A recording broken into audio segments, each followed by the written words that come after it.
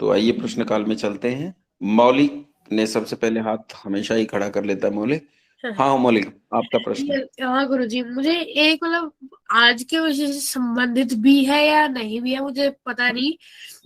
जो ये मानसिक समस्या है इन्हें ठीक कैसे करा जाए? मतलब आपकी जो मानसिक समस्या है परेशान नहीं करती, लेकिन जो मेरी दो मानसिक समस्या है मुझे बहुत परेशान करती है वो। हाँ, उनका उनका तरीका है बेटा विद्या।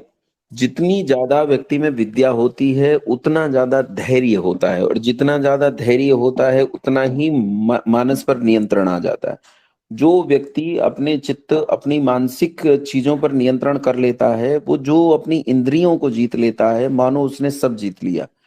एक कहानी छोटी सी सुनाता हूँ मौलिक बेटा, कि वैसे ये किसी महापुरुष के संबंध में है। अब जिस महापुरुष के संबंध में है वो नाम मैं नहीं लूंगा, लेकिन आप समझ लेना। उन महापुरुष के पास एक स्त्री गई अपने बच्चे को लेके, और उन महापुरुष से कहा कि मेरा बेटा मीठा बहुत खाता है, आप कृपया इसका मीठा छुड़ा दीजिए किसी तरह कुछ करके, आपके पास इतने लोग आते हैं तो इसका मीठा एक बार छुड़ा दीजिए। आप छुड़ाना चाहेंगे तो छूट जाएगा। इन्हें डिस्कनेक्ट कीजिए जिनका माइक खुल जा रहा है।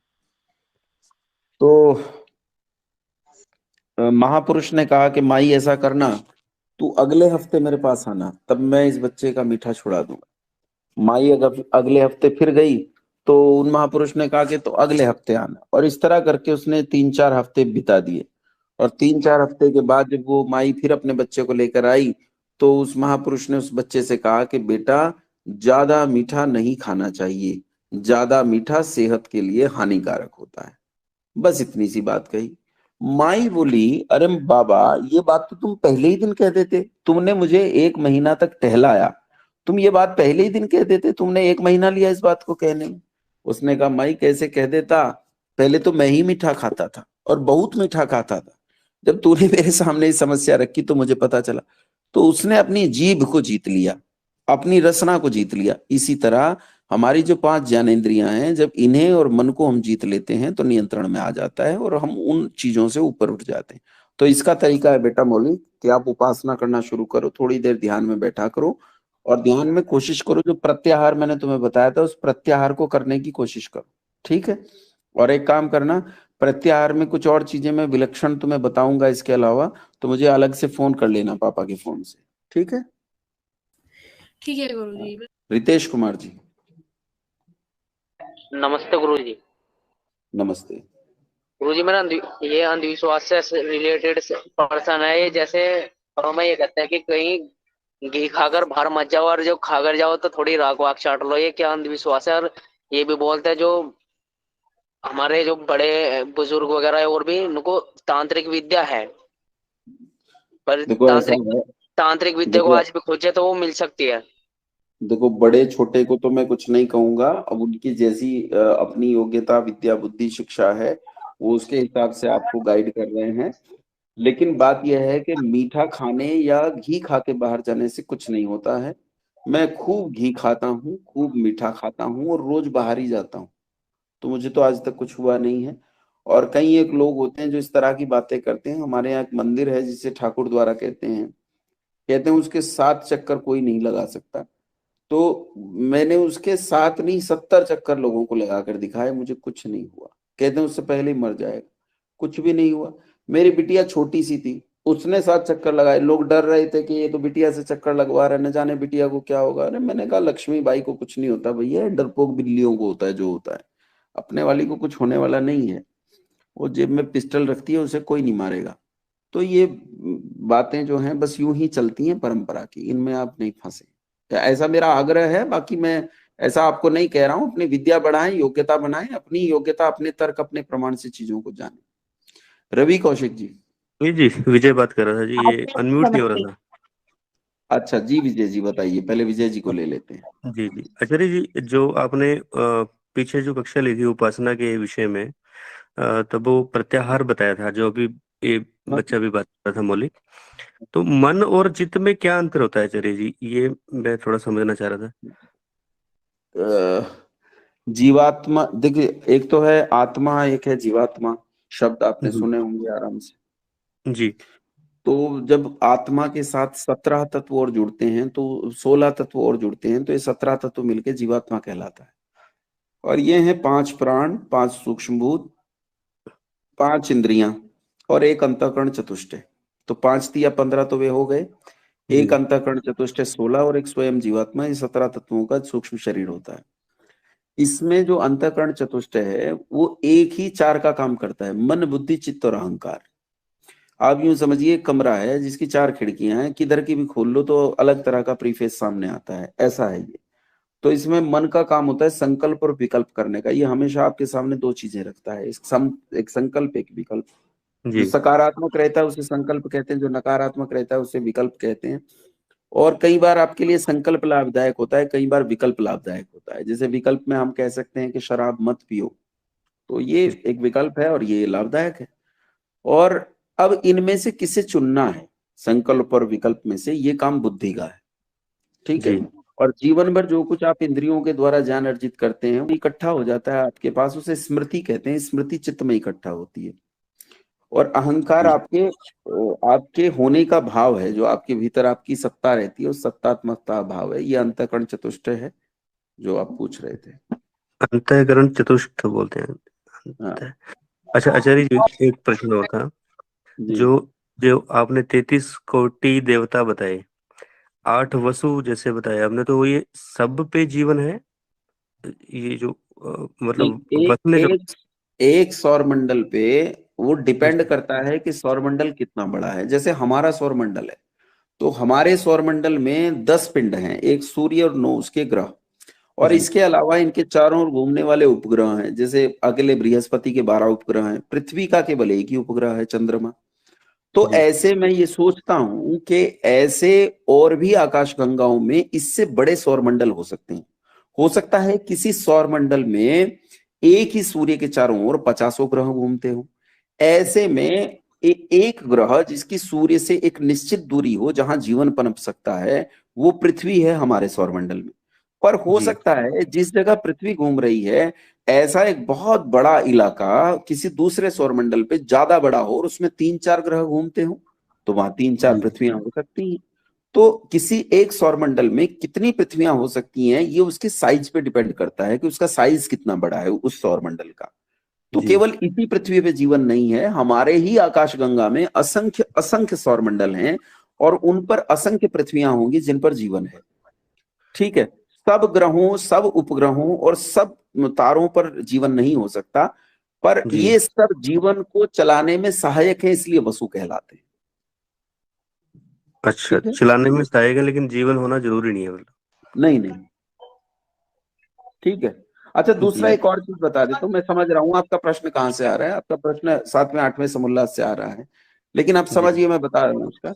आप सूर्य के इलेक्ट्रोमैग्नेटिक फील्ड के अंदर हो, जी समझ रहे हो? जी you are in a circle of, जो सूरज का जो इलेक्ट्रोमैग्नेटिक फील्ड का क्राइटेरिया है कितना लंबा चौड़ा है, उसके जी अंदर आप कहीं हो। ठीक रहे? तो आप सूरज के अंदर हो, आप सूरज के जी बाहर थोड़े। जो आपके घर में मोमबत्ती जल रही है उसकी 3 प्रकार की लो हैं। एक उसके भीतर दिखती है नीली नीली सी, जो उसका जी अंत आवरण है। एक बाहर जी पीली पीली सी दिख रही है। और जी एक तीसरी लो, जहां तक उस मोमबत्ती का प्रकाश जा रहा है, वहां तक तीसरी लो है। तो आप जहां जी प्रकाश में बैठे हो, वहां मोमबत्ती की रोशनी के अंदर बैठे हो, तो आप उस लौ के अंदर ही बैठे हो। इसी तरह जी आप सूरज के अंदर बैठे हो, तो अगर कोई ये कह दे कि आप सूरज के अंतर्गत पृथ्वी पर जीवन में हो, ये भी जी ठीक है। और कोई ये कह दे कि आप सूरज के अंदर हो, तो इसमें भी कोई दोष नहीं। ठीक है। अच्छा इसके अलावा एक वेबसाइट आपको बताता हूं, www.theonian.com। ये एक थियोनियन वेबसाइट है जो नासा के साइंटिस्ट की वेबसाइट है। और जी नासा के साइंटिस्ट कहते हैं कि जैसे पृथ्वी पर जीवन है, ठीक उसी तरह सूर्य पर भी जीवन हो सकता है।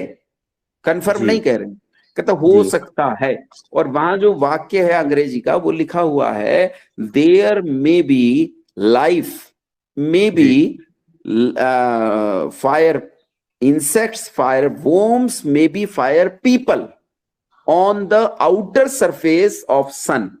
सन की जो आउटर सरफेस है उस पे फायर पीपल हो सकते हैं, आग्नेय प्रकार के मनुष्य, आग्नेय प्रकार के कीट, आग्नेय प्रकार के कीड़े, ये सब हो सकते हैं।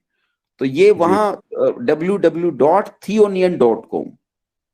आचार्य जी, जी जी जी जो आपने 11 रुद्र बताए, प्राण के जो आपने हिस्से बताए आगे, अपान हाँ व्यन उदान समान, ये जो बताए थे, जी। तो ये क्या चीज, मतलब क्या है ये, मतलब थोड़ा सा इसका थोड़ा सा एक्सप्लेन कर देते हैं। जैसे आप जो सांस लेते हैं वो सांस शरीर में जाकर बहुत सारे काम करता है। जी सांस केवल यही काम नहीं करता है कि वो फेफड़े में गया और बाहर निकल गया, वो जी आपके अंदर जाके फूड को धक्का देने का भी काम करता है। तो जो फूड को धक्का दे रहा है उसका एक नाम हो गया, समझ रहे हैं। तो और जो जो आपके रक्त को धक्का दे रहा है उसका एक नाम हो गया, जो आपकी लसिका को धक्का देकर चला रहा है उसका। शरीर के अंदर जो गतियां हैं ना आपके शरीर के अंदर, उसके जी दो कारण हैं, एक प्राण और एक अग्नि, समझ जी रहे हैं। तो ये जी प्राण आपके शरीर में चल रही गतियों को नियंत्रित करने वाला है, जैसी जैसी गति को ये अंजाम दे रहा है वैसा वैसा इसका नाम हो गया। जी। तो इनकी व्याख्या कहाँ मिलेगी आचार्य जी। आप अलग से मुझे बात कर लीजिएगा, अब आपका प्रश्न जो है वो दूसरों का समय ले रहा है, मैं बता दूंगा आपको, अलग से फोन कर लीजिएगा। हाँ वो रितेश जी। गुरुजी मेरे थोड़ा इससे संतुष्ट नहीं हुआ, ये तांत्रिक विद्या आज भी है या नहीं? नहीं है। मुस्कान रघुवंशी जी। नमस्ते आचार्य जी। मुस्कान आप कहाँ से हो? मुजफ्फरनगर से? हाँ जी। अच्छा अच्छा बिटिया, ठीक है। हाँ मुस्कान बताओ। आपने मतलब बात की आज प्रेत वगैरह के बारे में, तो कुछ साल पहले मैं बालाजी गई थी राजस्थान। तो वहां पे एक मंदिर है प्रेतराज का, तो वहां पे बहुत सारे लोग थे जिनका यही हाल हो रखा था, वो बाल वाल पूरे हाँ, खुले हुए इधर उधर। तो मतलब इतने सारे लोगों के अंदर एक साथ कोई आत्मा वगैरह, वो आत्मा बोलते हैं ना कि आत्मा आ गई, वो हट फूस के लिए गए हुए थे, हाँ। उसका क्या लॉजिक है? बेटा इतने सारे लोग क्यों नहीं कर सकते? इतने सारे लोग एक ही प्रकार की चीजें, ये बिल्कुल मतलब असंगत प्रश्न है जो बार बार पूछा जाता है कि क्या इतने सारे लोग एक ही मूर्खता को करेंगे? बिल्कुल बिल्कुल कर सकते हैं। दुनिया में 200 करोड़ लोग ऐसे हैं जो ऊंचा पजामा डाल के घूमते हैं। मतलब ये ये एक ही काम को सारे लोग मिलके कर रहे हैं, तो इसलिए हम ये नहीं कह सकते कि मुझे भी ऊंचा पजामा डालना चाहिए, क्योंकि इतने सारे लोग कर रहे हैं तो वो बात गलत नहीं हो सकती। दुनिया में 200-300 करोड़ लोग ऐसे हैं जो बिना मूछ वाली दाढ़ी जो है रखते हैं, वो मूछ नहीं रखते हैं। अब मेरे तो गांव के कुत्ते भी भौंकते हैं ऐसी स्थिति में किसी को देख लें तो। जी जी। तो ऐसे ही बहुत सारी चीजें ऐसी होती हैं जो किसी सांप्रदायिकता के कारण, ये एक प्रकार की सांप्रदायिकता है। वैसे संप्रदाय शब्द जो है संस्कृत भाषा में अच्छे अर्थों में प्रयोग किया जाता है, लेकिन यहाँ सांप्रदायिकता मैं कह रहा हूं एक प्रकार की मानसिकता विशेष को, तो वो एक प्रकार की मानसिकता हो जाती है, उसे हम सांप्रदायिकता कह सकते हैं। जैसे हम कहें कि एक आदमी एक पार्टी, एक बहुत बड़ी लॉबी है, वो पार्टी का भक्त है। अब आप देखें एक पार्टी ने कुछ कह दिया है, तो अगर मुखिया ने कुछ बात कह दिया तो उनके फॉलोवर्स बिना सोचे उसी बात को सच कहने लगते हैं। अगले दिन उसी के पार्टी के मुखिया ने अपनी बात से पलटी मार दी तो सारे लोग पलटी मारने लगते हैं। तो ये होता है कि एक बहुत बड़ा वर्ग किसी एक ही बात को फॉलो करता है। तो जो वहां जा रहे हैं वो एक निश्चित प्रकार की मानसिकता के लोग हैं और वो वहां जा रहे हैं। ऐसा हो, मतलब ऐसा ना हो तो ये जो आपका प्रेतनाथ है जिसे उन तांत्रिकों ने या उन्होंने प्रसन्न कर रखा है या वो वहां भूत उतार रहे हैं, इन्हें बॉर्डर पे लगाओ ना। सेना में लोगों को हम मरवा रहे हैं, कोई जरूरत ही नहीं है। बॉर्डर पे इन्हें लगवाओ, भूत प्रेत देख लेंगे पाकिस्तान को और चाइना को। अपना तो सारा चाइना वाला बॉर्डर जो है सारा खतरे में है, डोकलाम वाला पूरा क्षेत्र खतरे में। इधर अरुणाचल प्रदेश के आसपास चाइना ने बहुत भयंकर घुसपैठ कर रखी है। बांग्लादेश के आसपास अभी भी सीमा विवाद हल होने के बाद भी लगातार रात में फायरिंग होती है और समस्याएं हैं। ये भूत प्रेतों को लगाओ ना, ये सब ठीक कर देंगे, होता तो नहीं है। जी जी। भूत प्रेत क्या कर रहे हैं? भूत प्रेत पागल आदमी के पीछे पड़ा है। एक आदमी पागल, उसकी कोई योग्यता नहीं है, क्या करता है भाई, मैं मजदूरी करता हूँ, भूत प्रेत इससे क्या ले लेगा? अरे तुझे कुछ करना ही है तो जब मायावती के चिपट वो कुछ दे देगी तुझे, है? तो उस लड़की को चिपट रहा है जिसके पास कुछ खाने पीने को नहीं है, रहने जीवन के आश्रय नहीं है। मतलब मूर्खों के पीछे पड़ा है भूत, उनसे भी बड़ा मूर्ख है। इसे यही पता नहीं किसके पीछे पड़ना है किसके नहीं पड़ना। अरे जो बाइडन के पीछे पड़, तेरे हाथ पल्ले कुछ लगेगा। तो ये सब चीजें ऐसी होती हैं बेटा, इनमें ज्यादा नहीं फंसना चाहिए। जी धन्यवाद। इंद्र सिंह जी, आपका कोई प्रश्न? जी, जैसे आपने बताया कि उधर व्यक्ति मरता है और दूसरी तरफ जन्म लेता है। जी। फिर हमारे यहाँ एक रिवाज है जो मरने के 13 दिन बाद जो 13वीं अंत्येष्टि संस्कार होता है, वो 13 दिन बाद क्यों किया जाता है? अच्छा, मुझे एक बात बताइए जितेंद्र जी, कि जब जी। हम जलाने जाते हैं शमशान में तो उसे कौन सा संस्कार बोलते हैं? अंतिम संस्कार या अंत्येष्टि संस्कार? अंत्येष्टि का मतलब भी ये जो होता है ना, संस्कार जी। होता है। तो अंतिम संस्कार हम कर चुके, है ना? जी। शमशान में हम जी। गए और अंतिम संस्कार हमने कर दिया। हमारे 16 संस्कार होते हैं, 16 संस्कारों में ये 16वां संस्कार है, अंतिम संस्कार। जब अंतिम कर चुके तो अब इसके बाद क्या, इसके बाद क्यों? तो ये केवल परंपराएं मात्र हैं जो हमारे समाज में चल पड़ी हैं।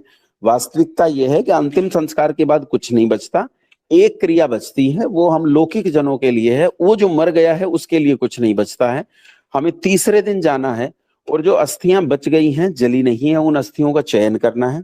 चयन करके गड्ढा खोद के किसी गहरे गड्ढे में उन्हें दबा देना है, इसलिए ताकि उन्हें कोई खींच के न घूमे, इधर उधर डाले नहीं, कुत्ते बिल्ली या पक्षी आदि उन्हें नहीं उठाएं, केवल इसलिए। तो उसके बाद जो ये जो चला है 11वीं 12वीं 13वीं 17वीं जो भी चल पड़ा है इस तरह का, ये परंपराएं मात्र हैं। परंपराएं कभी कभी ठीक होती हैं और कभी कभी यूं ही चल पड़ती हैं। तो ये यूं ही चली हुई परंपरा है, ठीक है।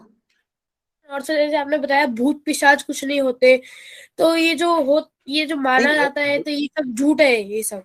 ये कब कहा मैंने कि भूत पिशाच कुछ नहीं होते? मैंने बताया कि भूत कैसा होता है, प्रेत कैसा होता है, मैंने ये बताया। मैंने ये बिल्कुल नहीं कहा कि भूत नहीं होते। मैंने कहा भूत होता है, भूत मैंने पंच महाभूत बताए हैं, भूत काल बताया है, ये सब बताया है। इसके तो जो अलावा जो कहानियां मैं बता देता हूँ बेटा, सुनो। जैसे जो कहानियां बताई जाती हैं वो कहानियां क्या होती हैं मैं बता देता हूँ। वो कहानियां ऐसी होती हैं कि दो लड़के 12वीं कक्षा के, है ना, 12वीं कक्षा के लड़के की ऊंचाई पूरी हो चुकी होती है, लगभग लगभग, थोड़ी बहुत रह जाती है, उसके बाद बढ़ने के लिए ज्यादा नहीं बढ़ पाता। तो वो लड़के लगभग 5.25 फीट के थे, दोनों। वो जंगल की ओर गए जिधर शमशान था, सर्दियों के दिन थे, दिन लगभग छिप चुका था, और गांव की ओर से आता हुआ एक आदमी उन दोनों को दिखाई दिया। इन दो में से एक जो पतला वाला था वो ज्यादा शरारती था, और उसने कहा कि देखो जो सामने से व्यक्ति आ रहा है, इसने एक दिन घर पर मेरी पिटाई करवाई थी और आज मैं इससे बदला लूंगा। तो जो मजबूत वाला था उसने कहा कि ठीक है, मैं तो मित्र हूं, बता क्या करना है, कैसे बदला ले, मारपीट करनी है? उसने कहा ना, मारपीट नहीं करनी है, बस ऐसा कर तू नीचे बैठ जा, मैं तेरे कंधों पर बैठ जाता हूँ। वो नीचे बैठ गया और दूसरा वाला उसके कंधों पर बैठा। लेकिन कंधों पर कैसे बैठा, ध्यान से सुनो। कंधों पर जिधर उसका मुख था उधर को मुख करके नहीं बैठा, उल्टा बैठा, उल्टा। जिधर उसकी पीठ थी उधर उसने मुख किया, और नीचे और ऊपर वाले लड़के ने चादर ओढ़ ली, जिससे नीचे वाले लड़के का मुंह सिर वगैरह सब छिप गए। अब एक व्यक्ति दिखाई देता था और इसकी ऊंचाई हो गई लगभग 10 फीट के आसपास, 9-10 फीट हो गई, दोनों एक के ऊपर एक हो जाने से। और जो नीचे वाला लड़का था वो उल्टा चला ताकि ऊपर वाला लड़का सीधा चलता हुआ दिखाई दे। अब देखो भूत तैयार हो गया, मुख सामने की ओर है और पांव पीछे की ओर है। ऐसा ही कहा जाता है ना, भूत के पांव पीछे को होते हैं। और जब वो व्यक्ति सामने आया तो उन्होंने बड़े प्रेम से उससे कुछ बात की, ऊपर वाले लड़के ने। लेकिन उसने जब 11 फीट के आदमी को देखा तो वो डर गया, वो समझ गया कि ये तो भूत है। वो डर कर भागा व्यक्ति, और वहां से भागकर अपने घर पहुंचा। और जब मैं उनके घर पहुंचा और मैंने उस आदमी के बारे में सुना तो उसे उस समय बुखार चढ़ा हुआ था, कपकपी छूट रही थी, और वो कह रहा था मैंने 17 फीट का आदमी देखा। वास्तव में उसने 17 फीट का नहीं देखा था, उसने 9-10 फीट का आदमी देखा था, और वो बता रहा था कि 17 फीट का देखा। और इसी तरह ये घटना एक चौपाल से दूसरी, दूसरी से तीसरी, तीसरी से चौथी, चौथी से इस गांव की सारी चौपालों पर फैल गई। और जब मैंने इसी घटना को उसी रात में आखिरी चौपाल पर सुना तो वहां तक इस भूत की ऊंचाई 54 फीट हो चुकी थी। वास्तव में था कितना, 10 फीट का, लेकिन अब ऊंचाई कितनी हो गई, 54 फीट। तो ऐसे ही बातें एक कान से दूसरे कान फैलती हैं, इनमें सच्चाई नहीं होती। पर आप में से कुछ लोग ये कहेंगे कि क्या पता उसने सच में भूत ही देखा हो, ये भी तो हो सकता है। आप ही तो कह रहे हो कि 2 लड़के थे, क्या पता उसने सच में भूत देखा हो, सच में कोई भूत था। लंबाई तो छोटी बड़ी हो सकती है, लेकिन क्या पता वो भूत सच में रहा हो। तो इस घटना की सच्चाई को बिल्कुल अंत तक, गहराई तक मैं इसलिए जानता हूं क्योंकि उन दोनों लड़कों में नीचे वाला लड़का मैं खुद था, और वो मेरा मित्र था। मित्र मेरा आज एक इंटर कॉलेज में लेक्चरर है, पढ़ाता है, अध्यापक है, दुनिया से कहता है, उसी गांव में रहता है, लोगों से कहता है अरे कुछ नहीं था, मैं था, लेकिन कोई यकीन नहीं करता उसकी बात का। पूरे गांव में आज वहां माना जाता है कि यहाँ कोई 11 फीट लंबा या 17 फीट लंबा कोई भूत रहता है, ऐसा माना जाता है। ये घटनाएं होती हैं। इन घटनाओं में वास्तविक सच्चाई नहीं। अगर इन घटनाओं में सच्चाई है तो इसका मतलब है परमपिता परमात्मा की व्यवस्था में दोष है। अब आप परमात्मा की व्यवस्था में दोष मानोगे तो फिर आप बौद्धिक व्यक्ति नहीं हो। आपको ये समझना चाहिए जो सर्वज्ञ है उसकी व्यवस्था में दोष का प्रश्न ही नहीं उठता है। ठीक है। हाँ, तो ये तो है। मैं ही मानता हूँ कि जैसे वो भगवान की उसमें व्यवस्था में दोष नहीं है, लेकिन ये कहा जाता है कि रात को अगर अंधेरा होने के बाद मीठे मुंह से अगर घर से बाहर निकलोगे तो भूत चिपट जाएगा। मतलब बहुत सारी वो है लोकोक्तियां है जो भी कहते हैं इन्हें, वो ये सब झूठ है। ये लोगों की ऐसे आपस में करने के लिए बहुत सारी बातें होती हैं जो लोग बात करते हैं। और ऐसी कितनी घटनाएं आप देख सकते हैं। जैसे हम लोग हॉस्टल में पढ़ते थे तो उस समय कुछ बड़े छात्र हुआ करते थे, भूत बुलाया करते थे कि हम भूत बुला रहे हैं, तो सिक्का रख देते थे कार्ड के ऊपर और वो सिक्का मूव करता था। तो वो कहते थे कि मेरे प्रश्न का उत्तर देगा, उस पर कुछ अंक रख देते थे या प्रश्नों के कुछ जवाब लिख देते थे, हाँ या ना लिख देते थे, और सिक्के को मूव करके उधर ही ले जाते थे। वो असल में नीचे हाथ से कर रहे होते थे, लेकिन जो नए बच्चे होते थे वो समझते थे कि अरे बाप रे इसने भूत बुला। वो माहौल इतना खतरनाक बनाते थे। तो ऐसे एक बार हमारे साथ हुआ, तो मेरे एक मित्र ने इसी तरह भूत बुलाए और हम हंस भी रहे थे अपने मन में। और हमने एक छोटे बच्चे को कहा जो नया आया था बिल्कुल, हमने उसे कहा कि उधर दूसरी तरफ, उधर जंगल था, कि वहां जाके जो लघुशंका करके आएगा, ये जो आत्मा आई थी ये हम सबके शरीर में किसी के भी शरीर में जा सकती है, लेकिन जो वहां लघुशंका कर आएगा अकेला जाके उसके शरीर में आत्मा नहीं जाएगी। वो लड़का उधर लघुशंका करने गया और कुछ लड़कों ने डराने की नीयत से पीछे से शोर मचा दिया, बहुत तेजी से शोर मचाया। वो लड़का इतना घबरा गया कि उसे लगभग हार्ट अटैक आ गया और वो बिल्कुल अचेत हो गया। उसे उठाकर डॉक्टर के पास ले गए, बड़ी मुश्किल से उसकी जान बची। तो ये घटनाएं इस तरह हम लोगों में टेरर क्रिएट करती हैं, एक भय बनाती हैं, और इसी भय से हम उस सत्ता के अस्तित्व को मानने लगते हैं जो सत्ता का अस्तित्व है ही नहीं। ठीक है मौलिक। विद्यासागर गौतम जी। धन्यवाद गुरु जी। शुभम गुप्ता जी, नहीं शोभन दत्ता जी। शोभन दत्ता जी। प्रणाम पंडित जी। जी प्रणाम। मैं ये पूछना चाहूंगा कि मैं ये क्लास दूसरी बार कर रहा हूँ और मुझे बड़ा अच्छा लग रहा है ये क्लास करते हुए। मुझे काफी कुछ जानने को मिला है क्योंकि मैं पहले नहीं जानता था। जी। आपने महादेव जी का नाम लिया, जिसको आपने ऐसे कहा कि महादेव को प्राकृतिक रूप में आपने कहा। दूसरा, आपने गीता का नाम कई बार लिया है। तो मैं ये कहूंगा कि गीता जो है उसमें सब कुछ सच है, या जैसा आप कहते हैं कि कुछ सच है और कुछ सच नहीं है, कुछ समय के साथ उसमें बनावटपन आ गया है? मैं इसके बारे में थोड़ा सा जानना चाहूंगा।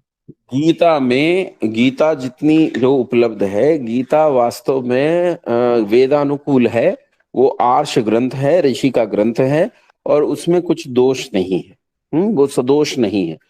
लेकिन उसके इंटरप्रिटेशन जो किए गए हैं, उसके जो भाष्य किए गए हैं, वो भाष्य जो हैं, उस पे जो कमेंट्रीज की गई हैं, वो कमेंट्रीज ठीक नहीं है। उन कमेंट्रीज में गड़बड़ी है। इसलिए सारी कमेंट्रीज जो हैं वो ग्रहण करने लायक नहीं। गीता पे असंख्य लोगों ने भाष्य लिखे हैं, लेकिन वो असंख्य लोग ना तो व्याकरण के विद्वान हैं, ना तो वो सांख्य दर्शन के विद्वान हैं। क्योंकि गीता सांख्य दर्शन का ग्रंथ है। श्री कृष्ण चंद्र महाराज अपने काल में सांख्य दर्शन के अद्वितीय विद्वान थे। उनके जैसा ऋषि कपिल का काल माना जाता है आज से लगभग 7,500 साल पहले, और श्री कृष्ण चंद्र महाराज हुए आज से लगभग 5,000 साल पहले। यानी वो ऋषि कपिल के बाद लगभग 2,000-2,500 साल का गैप है। और अपने काल में श्री कृष्ण सांख्य दर्शन के बड़े विद्वान हैं। जिन्होंने भाष्य किए हैं ना तो सांख्य दर्शन को जानते हैं ना व्याकरण को जानते हैं। ए तदर्थ उनके भाष्यों में त्रुटियां मिलती हैं, इसलिए सबके भाष्य स्वीकार्य नहीं। गीता आर्ष ग्रंथ है, स्वीकार्य है, वेदानुकूल है। जी।